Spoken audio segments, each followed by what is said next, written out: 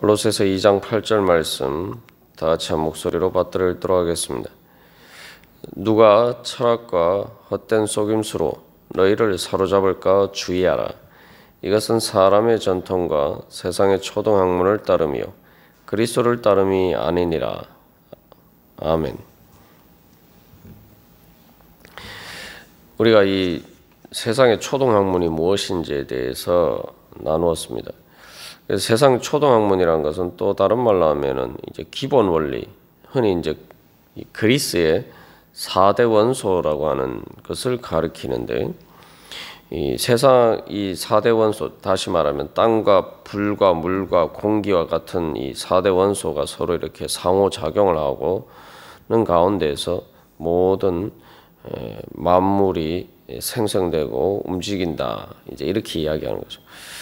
이것은 근본적으로 세상을 움직이는 원리가 무엇인가에 대해서 이야기를 하는 것인데, 우리가 어제 이제 결국 오늘날에도 이것을 이제 적용하면은 눈에 보이는 가시적인 우리의 이 물질 세계를 이루는 원리가 무엇인가, 그 모든 것들이 어떤 작용과 원리에 따라서 움직이는가에 대해서 이야기를 하는 것과 이제 같다, 이렇게 우리가 살펴보았습니다. 그래서 그것은 오늘날 이제 자연과학이라는 것을 통해서 그렇게 이해가 되죠. 그런데 문제는 뭐 그런 자연과학이나 또 뭐 4대 원소 같은 그런 식으로 세상의 물질 세계를 설명하는 것은 그 나름의 또 가치가 있다라고 할 수가 있지만, 여기서 이제 세상의 초등학문이라고 할 때에 그러한 이 물질 세계의 원리들을 탐구하는 그러한 것을 통해서 그것이 마치 물질 세계뿐만 아니라 인간의 모든 정신과 영혼과 특별히 이 종교적인 것, 그리고 신앙과 복음의 원리까지 그것에 의해서 설명된다라고 생각하면은, 그런 식으로 이제 이야기를 하면은 그게 이제 문제가 되는 거죠. 그래서 그것이 이 세상의 물질의 기본 원리들이, 그 물리학에서 또 다루는 그러한 원리들이 인간의 영혼과 또 우리의 신앙이나 모든 것들을 또한 지배하는 원리다라고 생각하면은, 그것은 세상의 말 그대로 기본 원리가 아니라 세상의 초등학문이 된다는 거죠. 왜 그러냐 하면은 우리가 조금만 생각해 보면 이제 알 수가 있는데, 오늘날 이제 뭐 자연과학이 물질 문명에 오늘날 사실 눈부시게 발달한 이러한 현실 세계 속에서 그런 것들이 정말 대단하다, 이런 생각들을 이제 하게 만듭니다. 뭐 불과 우리가 생각해 보면은 그러한 눈부신 과학의 발전에 따라서 사람들의 삶이 얼마나 풍요로워지고 이렇게 살기가 좋아졌는지 모릅니다. 그러나 그러한 물리학의 원리를 가지고 이제 사실 이제 사람의 몸을 다루는 의학이나 이런 부분에 있어서는 그렇게 수학 공식처럼 그런 물리적인 현상을 다루는 것처럼, 그 물리적인 현상이라는 것은 이제 생명체가 아닌 것들이죠. 그러한 것들을 다루는 것처럼 이 생명의 원리들을 다루기는 쉽지 않죠. 거기서 또 한 걸음 더 나아가서 뭐 사람의 정신 세계를 다루는 심리학이나 또 사람이 사회에서 사람들 인간관계 속에서 여러 가지 움직이는 뭐 정치나 사회나 석유 문제나 이런 것들은 수학 공식으로 이렇게 해결할 수가 없어요. 그나마 이제 돈을 다루는 경제학이 그나마 수학 공식으로 다룰 수 있는, 숫자로 다룰 수 있는 제일 밀접한 관계가 있습니다만, 그러나 이 경제학을 통해서 사실 우리의 경제 현상을 제대로 예측하기가 어렵습니다. 그래서 대표적인 것이, 그래서 이제 미국의 월가에서도, 금융가에서도 이 수학자들을 영입해서 여러 가지 파생 상품들을 만들었는데 그 결과 이제 우리가 예전에 한참 지난 이야기입니다만 2008년에 세계 금융 위기가 왔죠. 수학을 통해서 경제를 그렇게 또 금융을 해봤지만 그것들이 결국 엄청난 경제 위기를 가져왔을 뿐이라는 거죠. 그래서 거기서 엄청난 사실은 많은 한계들을 느끼게 되죠. 뭐 심리학이나 뭐 사회관계, 뭐 정치나 이런 부분들은 더더군다나 그렇죠. 근데 거기서 한 걸음 더 나가서 인간의 영적인 문제를 다루는 부분에 있어서는 완전히 또 다른 차원의 문제죠.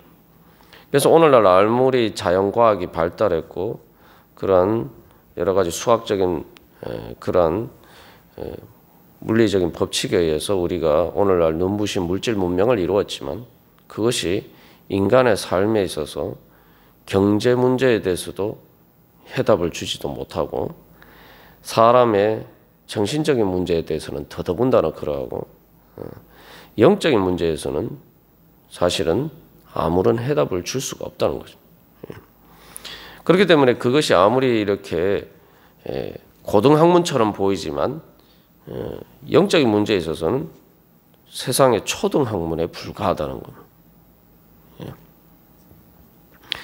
그래서 근데 우리가 오늘날 뭐 그러한 문제들에 있어서 우리가 이 땅을 살아갈 때도 마치 그러한 눈에 보이는 마치 자연과학의 법칙에 따라서 우리가 이룬 물질 문명의 그러한 모든 원리들이 다인 것처럼 우리가 그렇게 살아갈 때가 많습니다. 우리가 그렇게 살아가면 결국은 그게 세상의 초등학문을 따르는 것뿐이라는 거죠. 아무리 뭐 수학이나 자연과학이나 그런 모든 또 심지어 의학이나 이런 모든 또 세상 학문의 그런 차원 높은 그런 학문을 가지고서도 인간의 근본적인 영적인 문제를 해결할 수는 없다는 거죠. 그런 모든 것들은 예수 그리스도의 복음에 비교하면은 초등학문에 불과한 것이다라는 것입니다. 근데 오늘날은 이제 어제도 나눈 것처럼 이 유물론이 그러하듯이 그 환원주의라고도 하는데 그런 이 정신적인 영적인 현상도 다 이렇게 이 자연과학적으로 물리적인 원리로 다 설명하려고 하는 그러한 시도들이 있습니다. 이제 오늘날 이제 대표적인 그 우리가 현상 중에 우리의 이제 믿음을 위협하는 것 중에 하나가 이제 이런 거죠. 인공지능이 요즘 이제 발달되고 있는데 이 인공지능이라는 게 사실은 보면 놀라운 겁니다. 물론 뭐 이세돌과 컴퓨터 이제가 인공지능이 이제 바둑 게임을 했는데 결국 인공지능이 이겼잖아요. 컴퓨터가 이겼잖아요. 물론 그거 이제 바둑이라는 것이 이제 딱 정해진 규칙에 의해서 하는 것이고 또한 수학적인 것과 관련이 되어 있고 또 그것을 향해서 수많은 컴퓨터가 움직였기 때문에 그 우리가 그냥 단순하게 생각할 수도 있습니다만 이 세상의 초등학문이라는 것이 이야기하는 것은 뭐냐 하면은 이 인공지능이라는 것이 좀 더 발달이 되면은 아직 발전을 안 해서 그랬다 뿐이지 결국 그 모든 수많은 데이터들을 수집해서 인공지능을 작동시키면은 결국 인간의 정신 현상이라는 것도 그 컴퓨터로 만들어낼 수 있는 거 아닌가. 심지어 우리가 우리의 신앙생활을 통한 이 영적인 것까지도 결국은 그냥 좀 더 고차원적인 인공지능 컴퓨터에 의해서 나타나는 것과 결국 같은 거 아닌가. 그런 모든 변수들을 알고 컴퓨터가 그만큼 기술이 발전하기만 하면은 결국 사람의 감정이나 심리적인 현상이나 우리가 이제 신앙생활할 때 이야기하는 이 모든 것들도 결국은 다 만들어낼 수 있는 거 아닌가. 이런 식으로 이제 생각하는 거죠. 그게 뭐 우리가 그런 문제들에서 사실은 이제 현실적으로 이제 뭔가 그렇게 얘기할 수 있는 이제 가능성들이 있다 이렇게 생각할 수가 있습니다. 그러다 보니까 이제 오늘날 우리가 이런 예전에는 신앙을 생활을 하는 데 있어서 뭐 꼭 기독교가 아니더라도 어떤 종교적인 그러한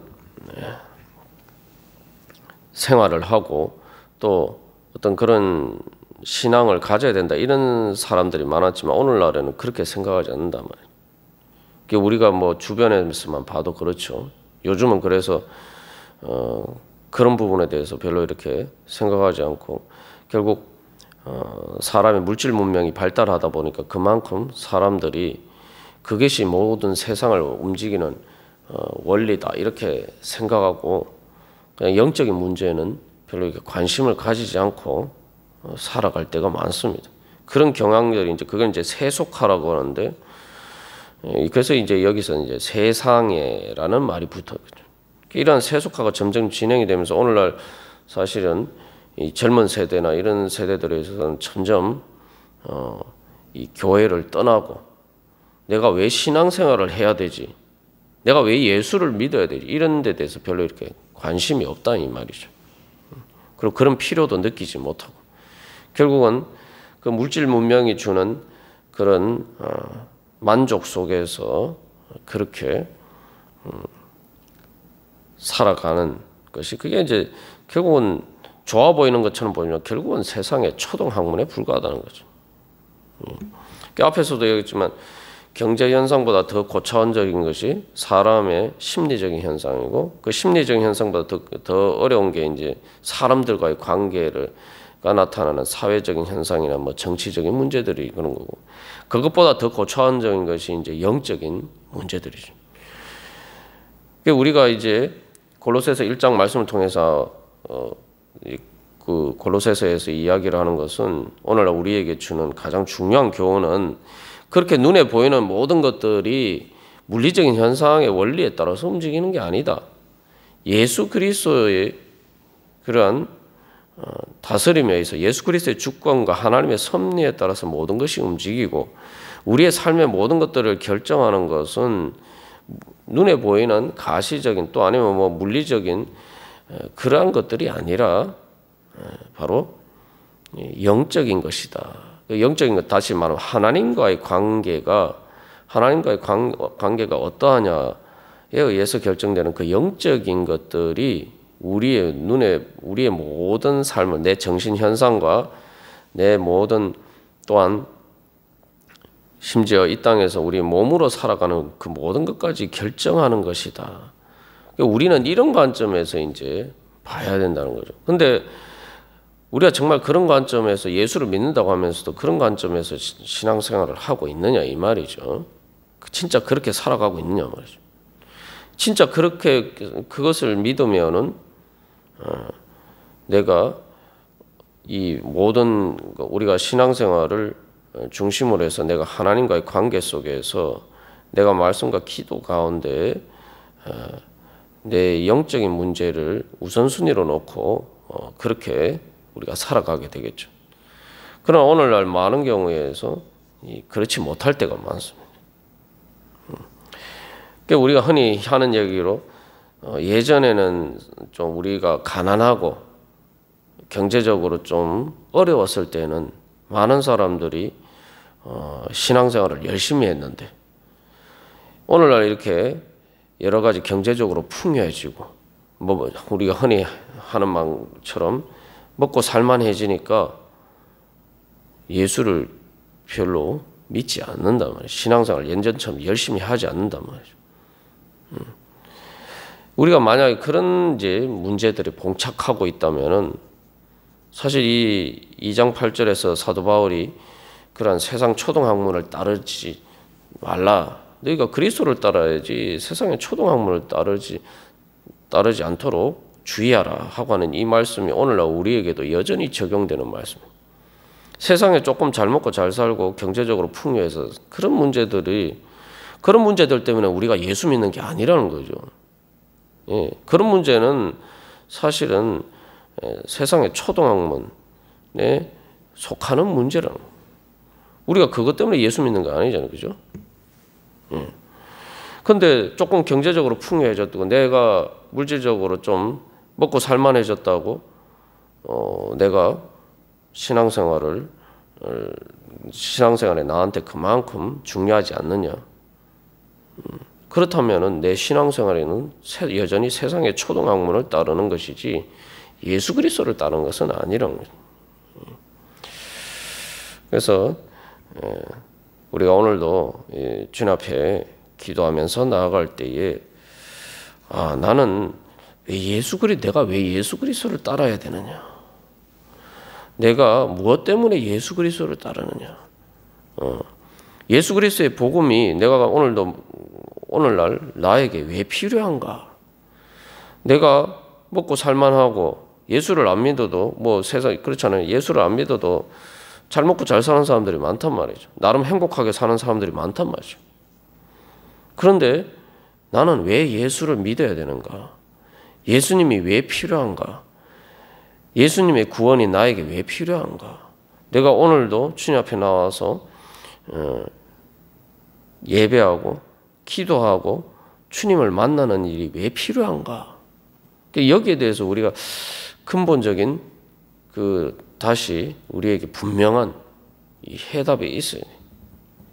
그래서 우리가 오늘도 내가 살아갈 때 나는 그저 세상의 그러한 사람들이 살아가는 원리가 아니라 세상의 초등학문이 아니라 나는 예수 그리스도를 따라야 된다. 난 예수님 없이는 살 수가 없다.